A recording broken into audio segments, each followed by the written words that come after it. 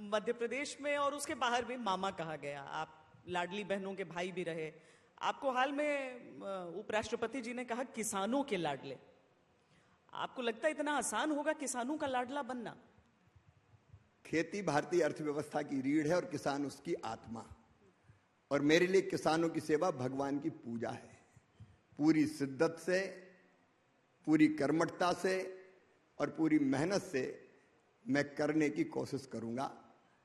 कृषि एक ऐसा काम है जिसमें कई तरह की जटिलताएं हैं, लेकिन उनको कैसे आसान बनाएं, इस काम में हम जुट गए। शिवराज जी, जब उन्होंने ये बातें कही, जगदीप धनखड़ जी को बहुत घेरा जाता है इस बात को लेकर कि वो सत्ता पक्ष पर सॉफ्ट हैं और आजकल बहुत ज्यादा हंगामा इसको लेकर चल रहा है।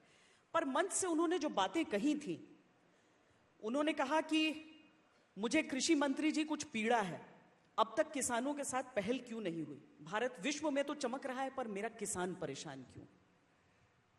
वो किसान है और जो महसूस करते हैं वो दिल पे नहीं रखते, जबान पे आता है उनके।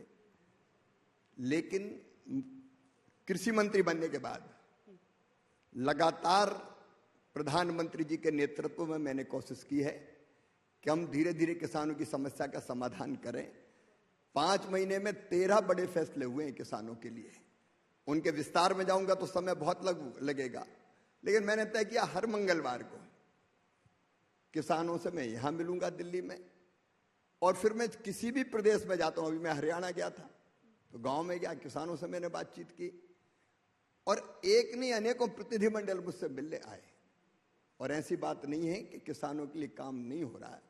अब उन्हीं किसानों ने, जब मैं महाराष्ट्र में गया तो बताया कि सोयाबीन के रेट कम हैं और उसका एक कारण है कि palm oil, refined oil 0% import duty पर यहां आयात हो रहा है।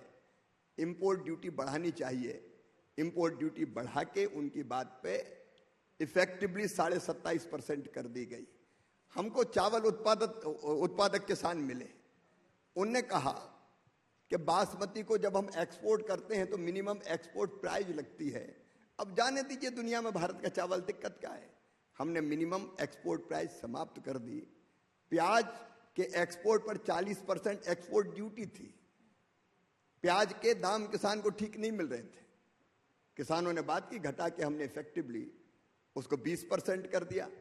सोयाबीन खरीदने का हमने फैसला किया जब रेट नीचे आए, और किसानों ने कहा कि उसमें जो मॉइस्चर, नमी होती है, वो 12% में काम नहीं चलता। मापदंड था 12% से ज्यादा मॉइस्चर वाला सोयाबीन नहीं खरीदेंगे, क्योंकि नमी ज्यादा है। तो किसानों ने कहा, हमने बढ़ा के 15% कर दिया।